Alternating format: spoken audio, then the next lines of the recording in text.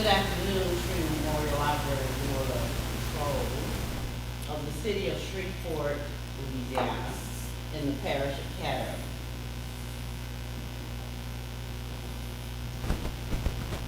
Because Ms. Sanders has further requested, I willfully, sincerely stand before this board, president and members, and apologize again.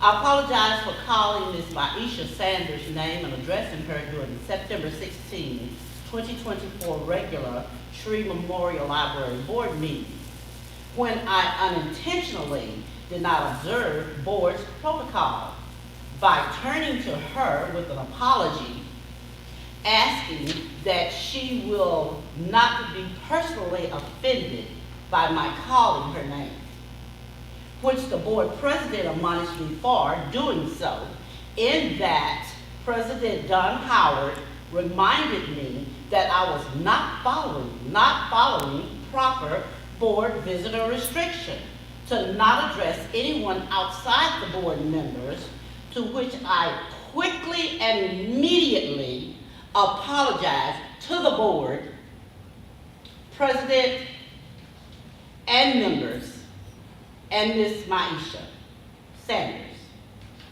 at that time.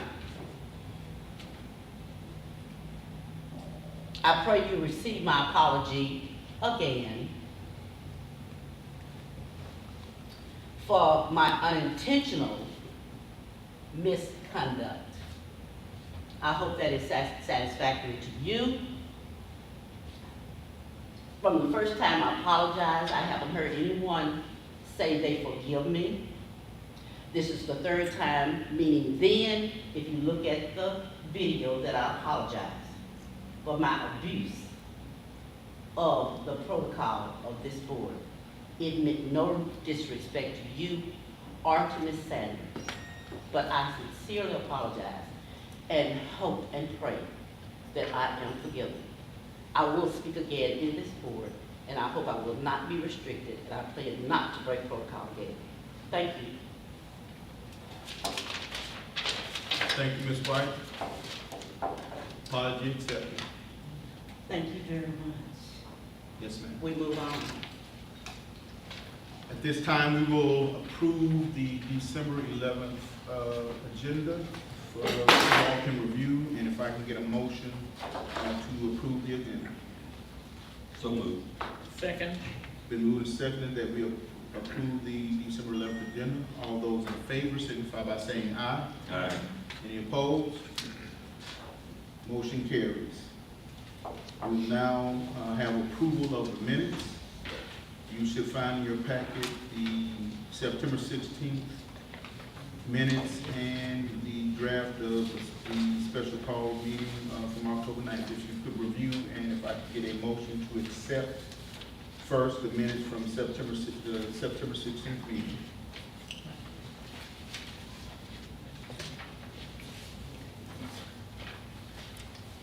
I move that we accept the September 16, 2024 meeting. Can I get a second? Second.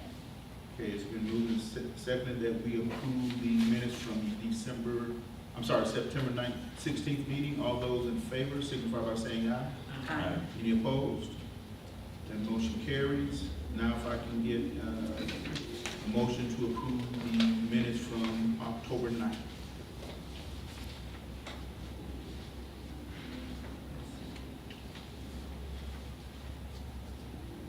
So moved.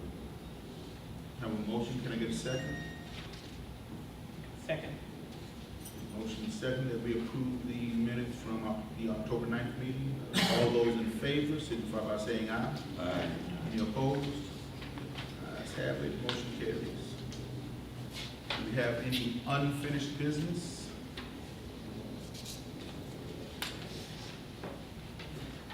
Okay. At this time, we will move into new business. Ms. Bell, you're the chair of our nominating committee. Can you share your report? No report.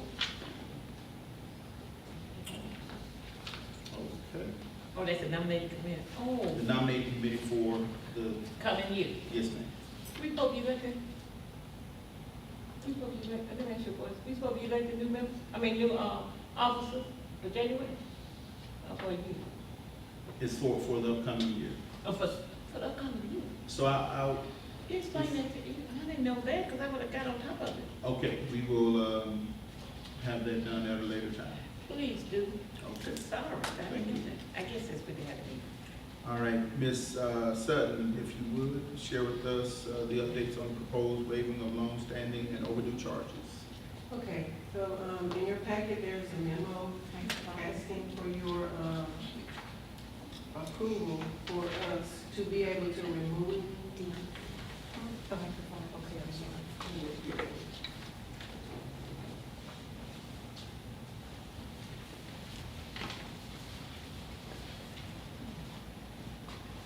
Okay, thank you, Sam.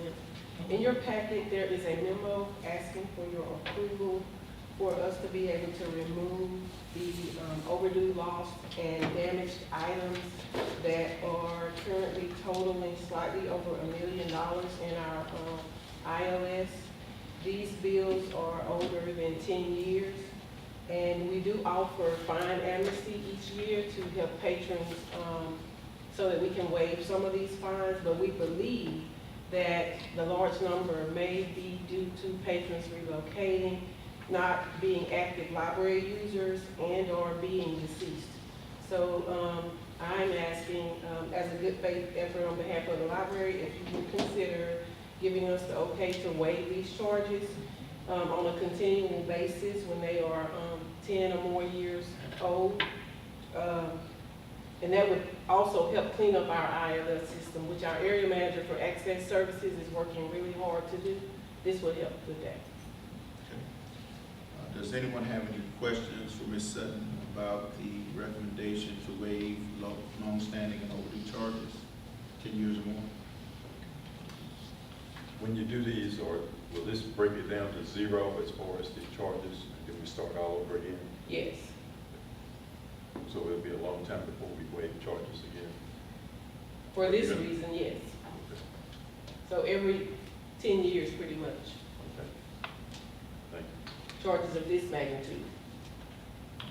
So again, this is simply an accrued amount of past due charges that have totaled now over 10 years to $1 million. Yes, sir. All right. Any other questions from the board? Have you all verified that the items that are damaged and all this, staff has done that already? Is part of that? Well, I will say that had these items been in the system, because of their age, they probably would have been discarded, weeded and discarded anyway by now. But the bills are still attached to the patrons in the system, to the patrons' accounts.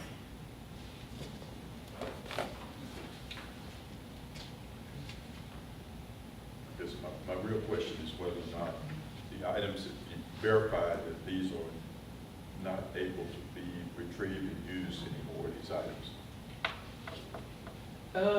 No, as I said, they are attached with, to the patrons' accounts. We don't have them anymore. They haven't returned them, or they have been damaged and they didn't pay for the charges associated with the damages.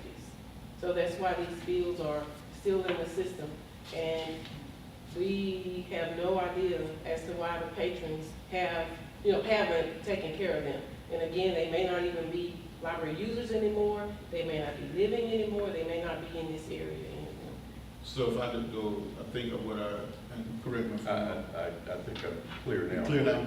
Yeah, basically what I'm concerned is that these are items that have been used by people that use the library and Yes. basically haven't returned them, or we've got fees associated with them. Exactly. Okay, so they're not in the back room somewhere? No.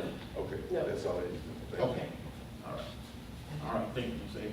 Yes, ma'am, Ms. Bell? Okay, and I'm looking at this list that you have, and I agree, you know where you're gonna collect all this money. And I'm sure, I'm looking at, some of the libraries, because all they did was put the total bill and the total amount. For each branch. For each branch, like for instance, like for instance, Hollywood Union Branch at 13,000. I mean, 13,500 patrons, right there, oh, right? Yeah, that's 13,506 bills. That That owe. equate to $101,000. That's what I'm looking at, right. Okay, I got you. Okay, and this 10 years over, 10 years Or older. over, okay. All right. Okay, that's all I want to make sure to explain that. Any other questions from the board? Can I get a motion to give the administrative team permission to forgive these fees and clear this balance? Yes. So moved. Got a motion by Ms. Wade, second by Mr. Murray. All those in favor of giving the administrative team the permission to waive the past due fees, please signify by saying aye. Aye. Any opposed? Motion carries. Thank you. Okay, Ms. Sutton, come on up and stay.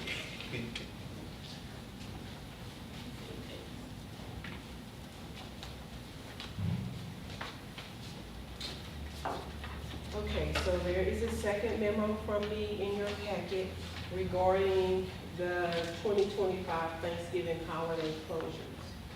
So, before John passed, he and I had several conversations about adding the Saturday and Sunday following the Thanksgiving Thursday and Friday to our list of holiday closures. The holiday policy currently reads that the library will close the branches or close the system on the weekend that is adjoined with a holiday that falls on a Friday or Monday. And so we have been discussing this, and I am asking today if you would reconsider allowing us to be closed on that adjoining Saturday and Sunday with that Friday Thanksgiving holiday. If you approve that, then we will be following that holiday policy with all holidays that have an adjoining weekend. And I know that employees would be very grateful for that. And again, as I say in my memo, we do have a generous holiday policy already, and we appreciate that. Does anyone have any questions for Ms. Sutton about this request? Y'all documented that there's not a lot of traffic during the Yes, Saturday. I included some numbers with my memo.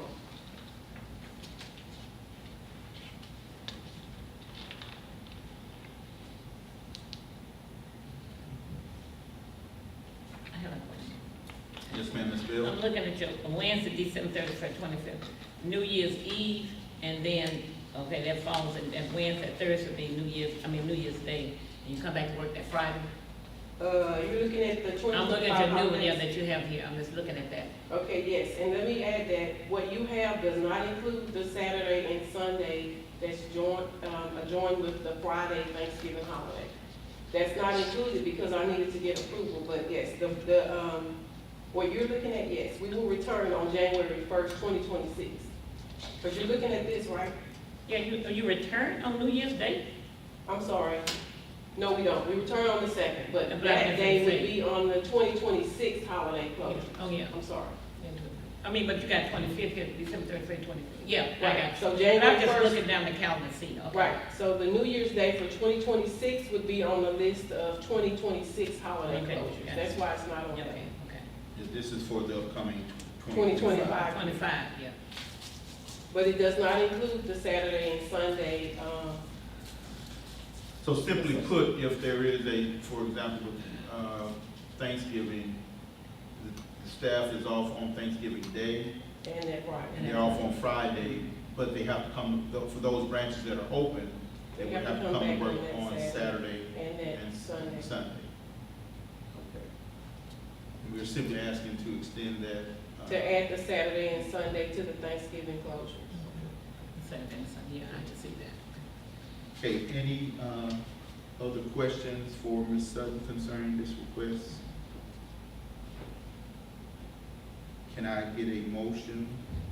Yes, ma'am. Oh, I'm sorry. No, yes, ma'am. Yeah, I move that we approve the proposed Thanksgiving holiday, the Friday, the Friday and Saturday to add to the Thanksgiving holidays.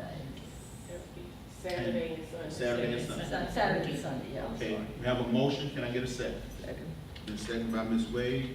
All those in favor of approving the Thanksgiving holiday closure request, please signify by saying aye. Aye. Any opposed?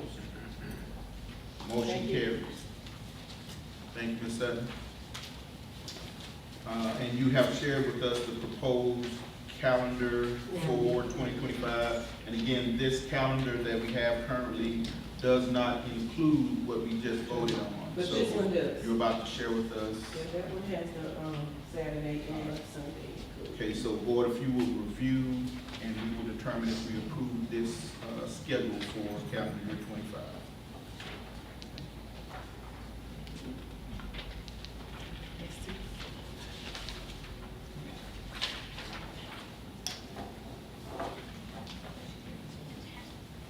Okay, board, do you have any questions about the newly updated 2025 holiday closures calendar? If there are no questions, can I get a motion to accept the amended 2025 holiday schedule? So moved. Second. All those in favor, signify by saying aye. Aye. Any opposed? Motion carries. All right, Ms. Box, if you will share with us about the proposed reinstatement of the internship program. Okay.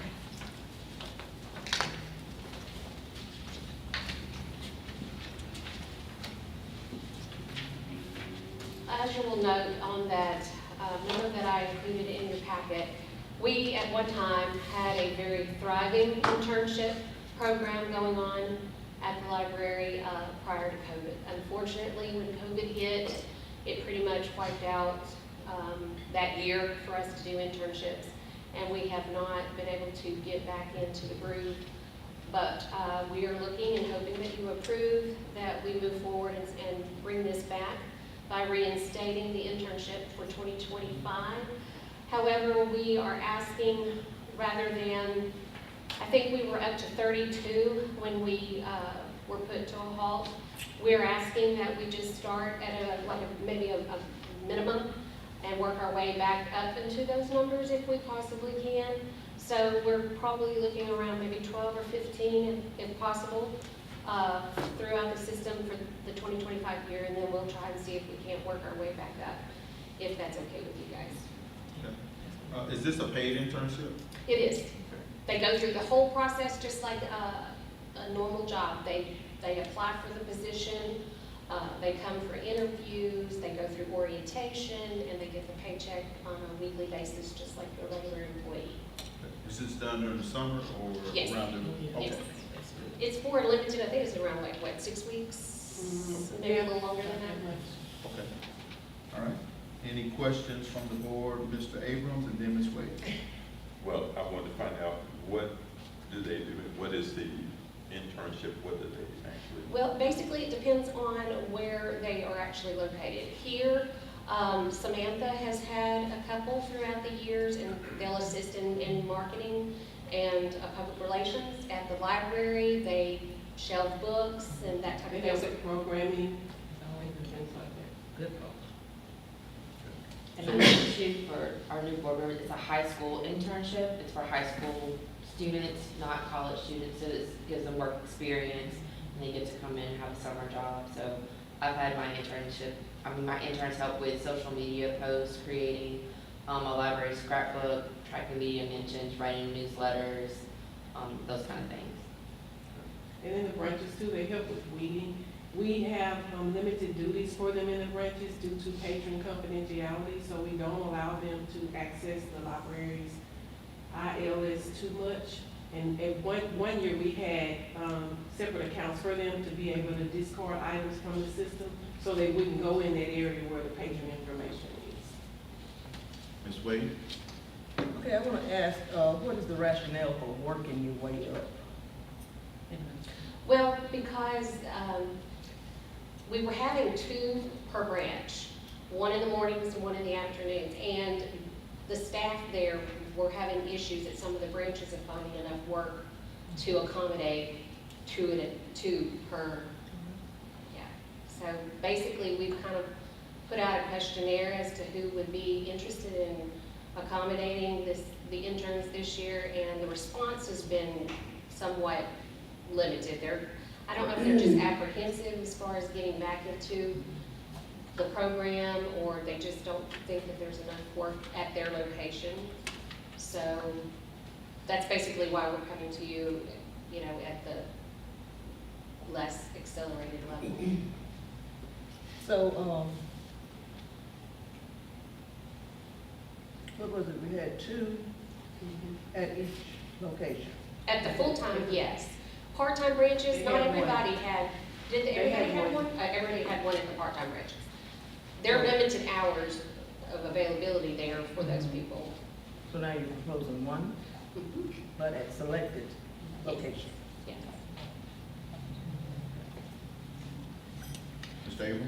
Yeah, my question is along the lines of, is it just because staff don't want to help them, or is it, I know sometimes we can hire someone and, it's like, I know if I had a young lawyer, I'd have to be spending my time teaching him, and it takes away from me being able to do something. I'm just wondering if that's an issue. Obviously, it didn't sound like Ms. Monette has that issue. Well, Ms. Bonnet wants 5, so. I've been the one asking them to bring back my interns. And Ms. Bell was just letting me know too that they would like one in cataloging, and they've had one in the past who helped them with clearing out a backlog of Right. things back there. And I did tell her that we can add her department to the list. Yes. My thought was to make sure that it's going to the areas that we, Can you speak closer to the mic? I can't hear one word you're saying. the one thing would be to make certain that the persons are actually, in departments where they want them to be, so that they can be trained and actually we get the benefit and they're getting the benefit. Ms. Maggie? 2 questions. First, can anybody apply? And number 2, have you thought about, instead of just giving them busy work, maybe get them to suggest some creative ideas that they might, have? They may have some ideas that they'd like to, under supervision, of course. So is that possible to do something like that? To answer your first question, yes, we send out a advertisement, and they have to be, I believe, 16 by the certain date of hire. So that's just through the state guidelines. They have to get a permit allowed to work for us during that summer. As far as their creative parts, that's part of the reason why we have them assigned basically to the youth departments, so they can help with programming and things like that. That are the more creative, type things. They don't just shelf books. They do creative things as well. Ms. Bell? Okay, I've been on this board for a while. This was one of the best programs for students. It's just like when it's city high students for the summer. I don't think we need to limit it. I think every branch, because kids call for jobs during the summer. This is to keep them off the street. And I really think that as far as 20, if we had 32, I would put more. And plus, in the small branches, I think this is something that we need. And this is a positive thing. It's always been a positive thing as far as the students working during the summer in the library. Then you have programs. You have the preschool programs, and all of those people come. They bring them to the library. And to me, I feel that every branch need. I don't think we need to just limit it. I think that should be a requirement, maybe a requirement. But I think this is something that we need to do, to push. That's a learning. It's always in the past been something. I know we stopped it because of the COVID, but it's always been a popular intern program. I know that for a fact. It's just like the school board, and y'all can say it wrong, we used to bring students in that to work too. They have students doing intern and stuff. So I just really think that's something we need to push, bring back, and fully let it be done for every branch, I think. Ms. Wade and Ms. Maggie. Okay. I know I've been on here since Mrs. Belton was director of the system, and I was the board member who asked that instead of one, that two people be hired, students be hired in that position. So I'm proposing that we do not limit the starting back of this. I mean, that's my proposal. Ms. Manning? Is it well advertised? I mean, Dottie mentioned that it was popular. So any child in the, I guess it's, I don't know if it's just. They're one of the advertised ghetto to or the not. councils and to the schools. Right. That's correct. To the council, they go to the council. Yes, I'd like- Ms. Can I make an amendment to her? Can I make an amendment? But she hadn't made it a Okay, when you make a motion, I want to make. She was okay, just so I can make- making a statement. Okay. Let me, Ms. Box, is the rationale that when you extended the invitation to the library, the branch leadership, it's, what I thought I heard you say is that some did not respond in a manner as if to say, hey, we'd love to have a few. It's not that it's a bad program. They are thinking about, do we have enough tangible, appropriate work for them to do? Correct. So, That is the feedback that we received, yes. okay, all right. And so that's the rationale behind, let's start it at about 12 to 15, get those 12 to 15 in, get them relevant work, and then expand over the next year to two. Yes, sir. Okay, all right, just want to make sure I'm understanding. All right, so we received feedback, Mrs. Bell. Okay. Then my concern is what branches you going to use. Because I would love to be in my area, but then again, I'm wondering. I just feel that this is just something that we as a board should push. Anything to deal with the children and to help. And I don't think, and you're right, Ms. Wade was on the board, and I was there with her. She started this. It's a learning thing. And I don't think we need to limit, say it, start at 12. And I think we need to explain to the branch managers, is it's just like a thing that we need to do, to push, not just let them decide. Because during the summer, the summer is a busy thing with all the daycares and the like for instance, Bill Cockrell, they have a summer program with over 100 students. They visit the library, maybe once a month. The churches, to me, it's work to do. I just don't see it. That we just have to limit it. You know, it's just. All right, Ms. Sutton. We initially sent out an email to the branch managers, letting them know that we've been discussing bringing the internship program back, and we asked who would be interested in supervising an intern. So the 12 to 15 number that Gina mentioned, if we were to do that, then those would go to the branches, to the branch managers who said that they wanted to supervise someone. But I mean, we can compromise. If you all say we have to do it, I would just ask if we could start with one, because I know the two is a bit much, and sometimes the interns are more, some branches have had issues with the interns. I mean, some of them, they don't come. If they do, they come late. So if we could just have one in all of the branches to start, to get it back going, I think we could do that. Mr. Bird.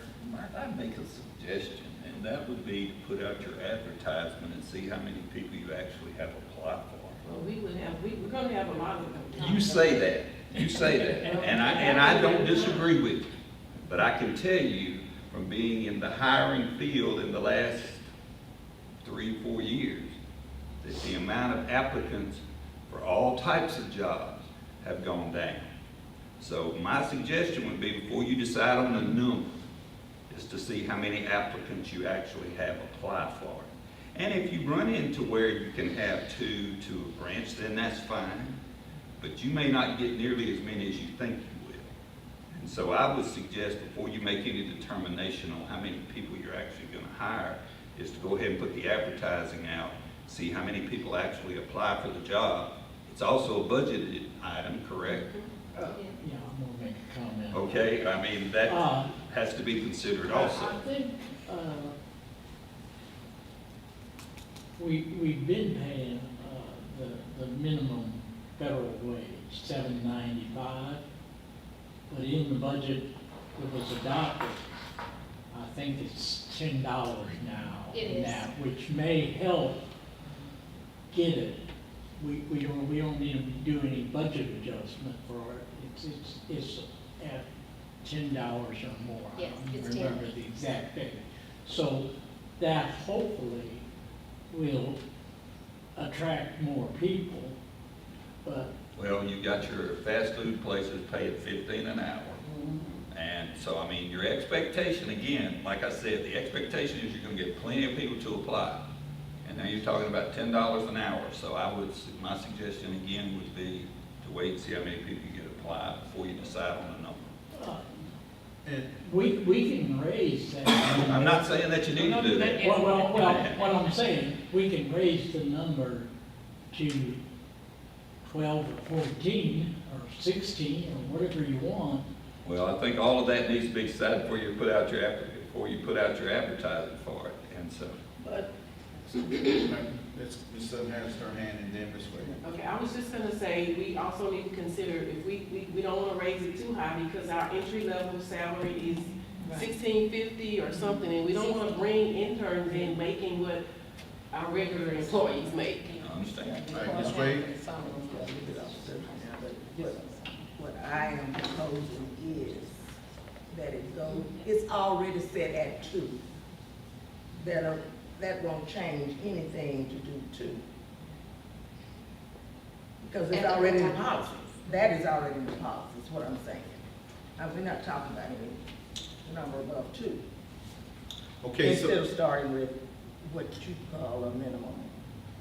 so it's listed as reinstating the program. So I believe everyone on the board agrees that the program needs to be reinstated.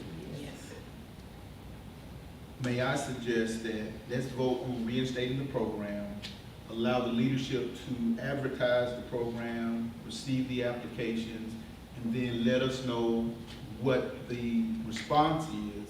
And between now and then, have conversation with branch leadership, and let's make a determination on, based on applications and the needs in the branches, how we can sync that up. I understand and appreciate that the branch leadership, they don't want to have an intern in place that doesn't have relevant work to do or that is sitting by themselves and doesn't have anyone to mentor and supervise. So I certainly understand the concern, but again, I'm going to recommend that we consider, let's vote to reinstate the program. Again, let's advertise it, let's receive applications, and let's make an informed decision at that time as to what the staffing numbers will look like. So, I make a motion that we reinstate the internship program. I second. it's been motioned and seconded that we reinstate the Shreve Memorial Library Internship Program. All those in favor signify by saying aye. Aye. Any opposed? Okay, the program has been reinstated.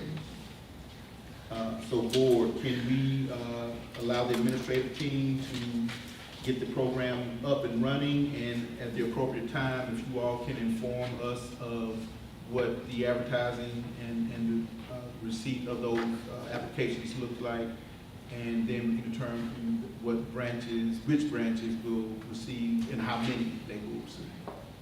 Okay, so report back to us at the appropriate time. Thank you. Now we will have Ms. Sutton, you're up again. You'll share with us library services update.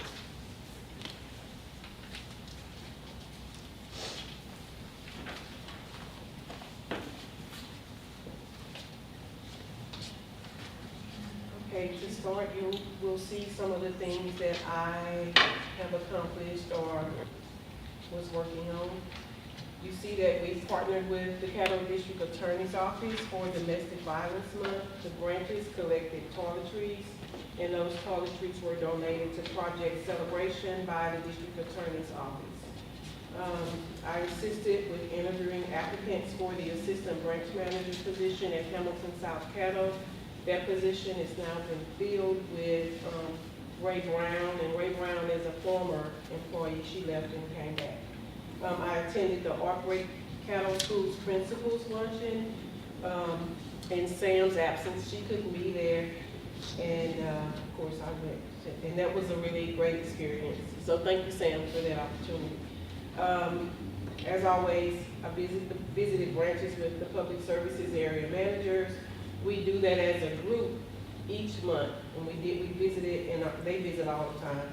We visited in October, and in November when we visited, we went during the morning hours, and we went again in the evening hours to kind of, interact with the evening staff.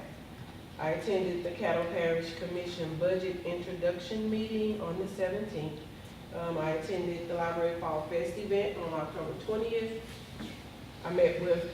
The library's leadership team met on November 7th, and we had a system meeting on November 14th. Programming and outreach. During National Library Card Sign-Up Month, which is September, grant staff and the programming and outreach team registered 766 new library card holders during that time. For One Book, One Parish, we had the author of the selected title, First Line Wins. She did a book talk and signing at the Broadmoor branch, and there were about 40 people present for that. We are currently doing Amnesty Days that will run through December 20th, and that's when patrons can bring in a non-perishable food item and have some of their fines waived, or all of them, depending on how many canned goods they donate.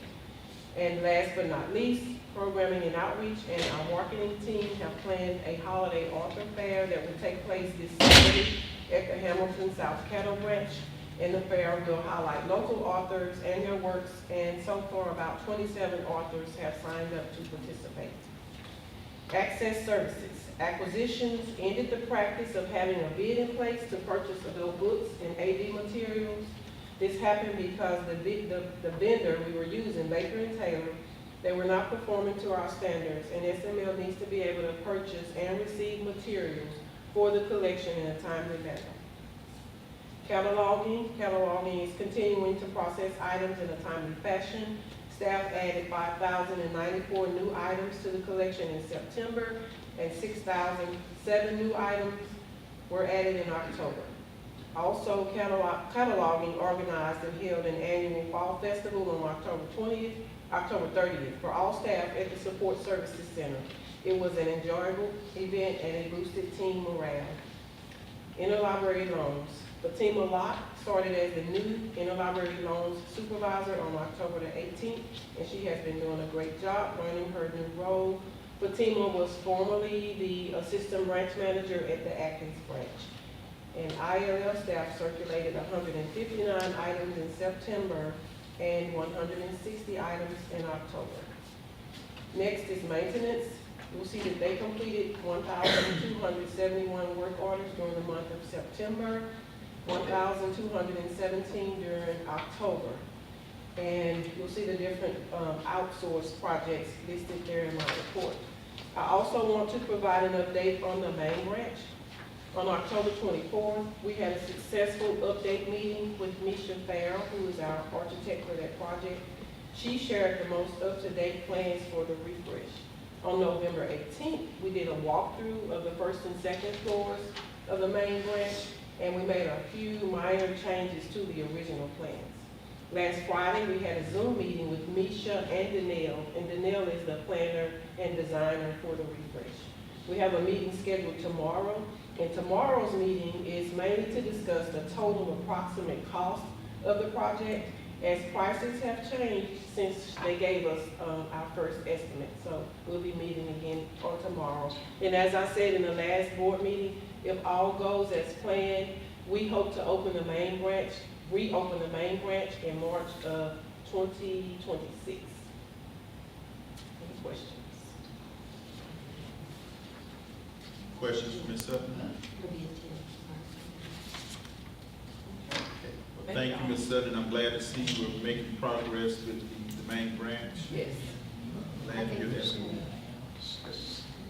All right, Ms. Fox?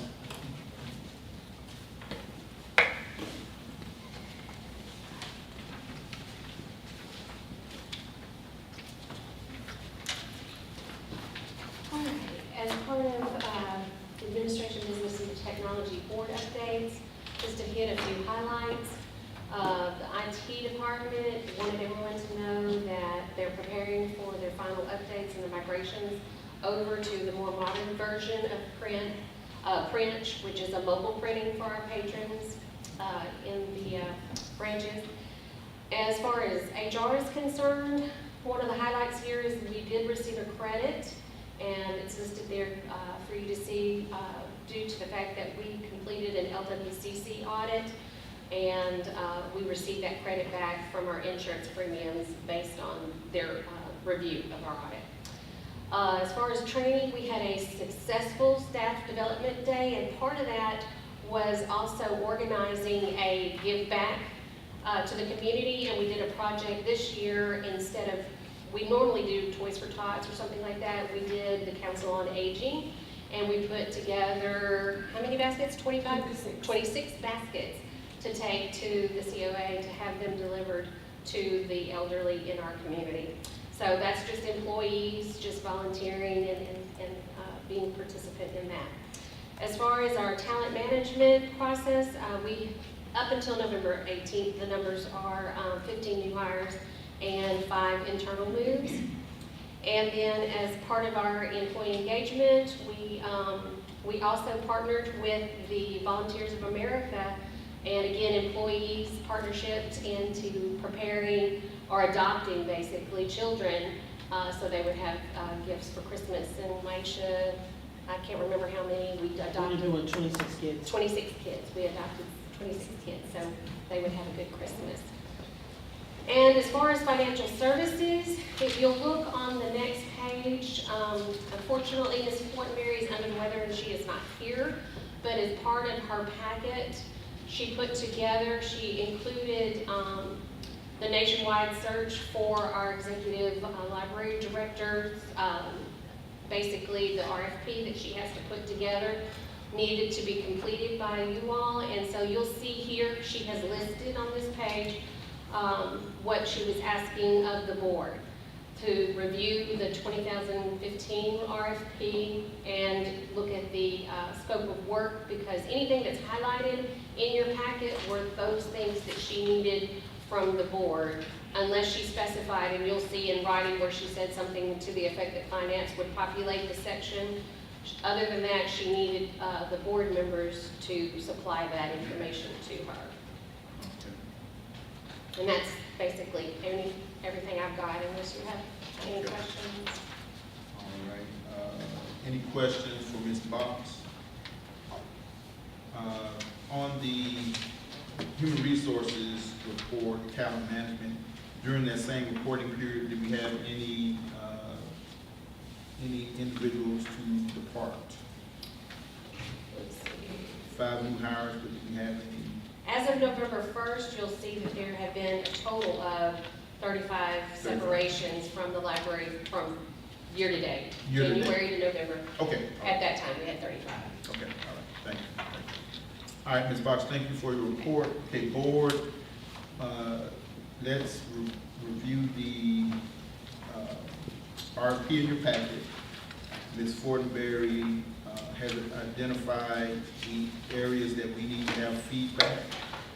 And once we provide this, we will, Ms. Fortenberry will move forward with putting together the updated document and submitting it through the process to the city.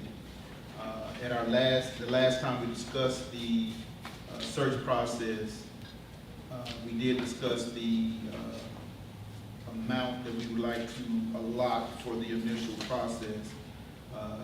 Does anyone have any questions or concerns about that $40,000 to $45,000 being the initial allotment for to initiate the search process? Okay. We'll take a few minutes and look at those items that we need to walk through and just give our feedback so that we can get this next phase moving.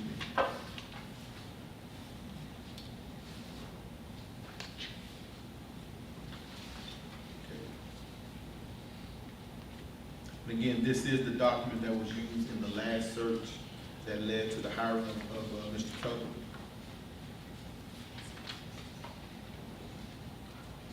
do a couple of minutes and then we'll discuss.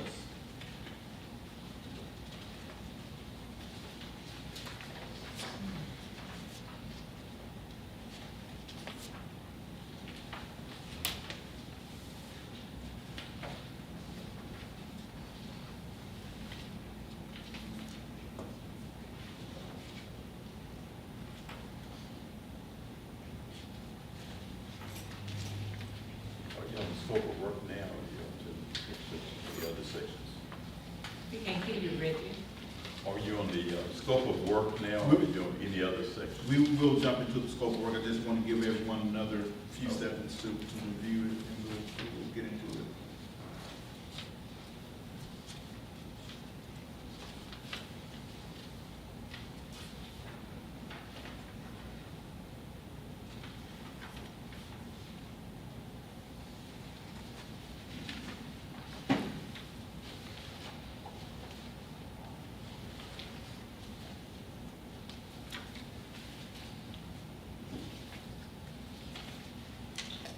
Okay, and again, this was sent to us, so hopefully everyone had a chance to take a look at it prior to today. So let's start at the top of the page that's listed as 18, expenditures. Again, we discussed a $40,000 to $45,000 allotment to initiate the process. Does anyone have any concerns about that? Any feedback on that? Okay, $40,000 to $45,000. Next item, item 7.0, Ms. Fortenberry has indicated that finance will be able to populate that information as those are just simply stating facts. Part 3, 1.0, scope of work. Does anyone have any feedback, any input that would indicate updating any of those items?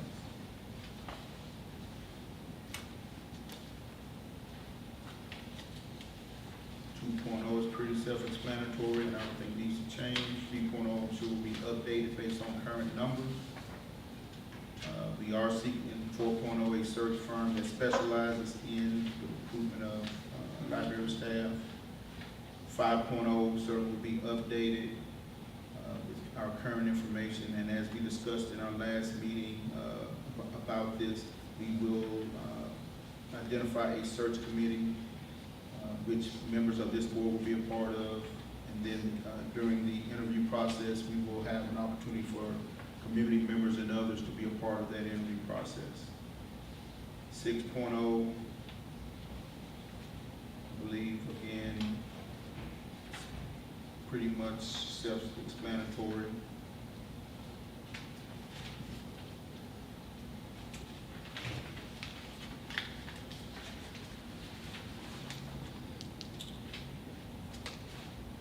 Remainder 6 through 9, those are basically identifying the actions and responsibilities.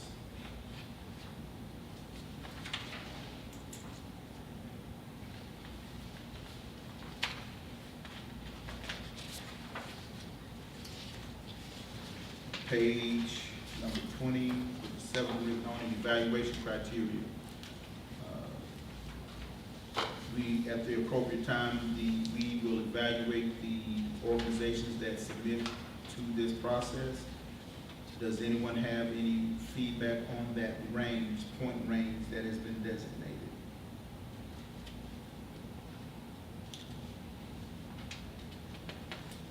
Okay.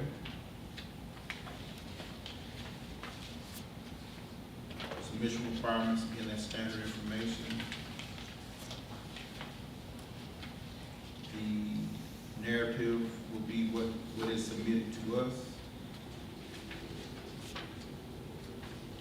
Schedule of events will be, these following documents, this is information that the respondents will send back to us, and then we will have an opportunity to review those packets. Next item, page 26, Exhibit E, Executive Director, Firm Services for Library. So normally,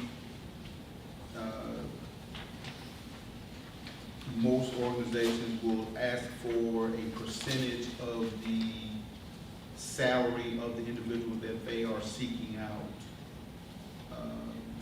So we need to give some feedback on what that percentage should be. Or should we do that? I question whether we should do that. Okay? Yes. You start talking about it, I pay the executives and they get their fee based upon it, and I have concerns about what it looks like to the public. That, you know, they're not telling you what they're doing, they're just telling you they're gonna get a percentage of what this guy's salary is. Okay. You know, we had the same, tried to do that in the school system, broke that out of it, to make sure that they didn't get a piece of that. Okay. And that is, if they want to work, they tell us what it costs, how much it takes to do it. Sounds great. Thank you, Mr. Avery. So we will nix that part.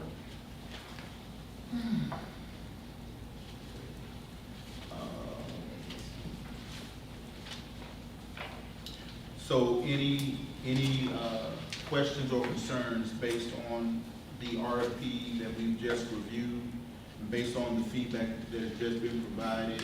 We will, Ms. Box, if we can have this document updated, and we'll review it one more time, and then we certainly will ask Ms. Fortenberry to initiate the process.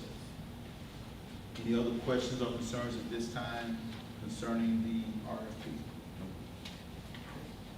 Thank you all. At this Mr. time, President, I do want to. yes.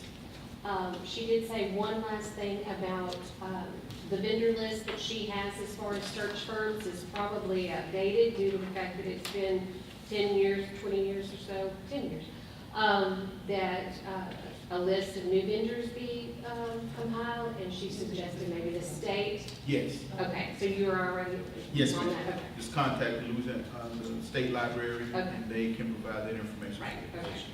You probably can't contact the school system. They've got professional search firms that we use also. That's not just limited to the school systems. They just, that's what they do for executives. Okay, I'll make a note of that. Excuse me. Okay, also, don't they we put it out there? And when they see it, they apply or something? Well, We just don't that's select, true. do we? That's They- true, but that. You have to open it up to all, What are you talking about? like a first search form. Once you put it out there, that search firm gonna look at that. Right, we were just talking about the initial list. Oh, okay, so I'm just saying, we got a list, but we just not gonna say, we gonna open it up to the public too. I mean, Correct, right? yeah, that's the whole purpose of You're our not saying- process. Okay. Yes. We're just having a list Yes, of okay. organizations that specialize in this type of work. That'll be the starting point, but this will be a public process. Okay. Any appropriate organization can certainly apply. Okay? Any other questions or concerns? All right, Ms. Bonnet, if you would, share with us an update on marketing and development.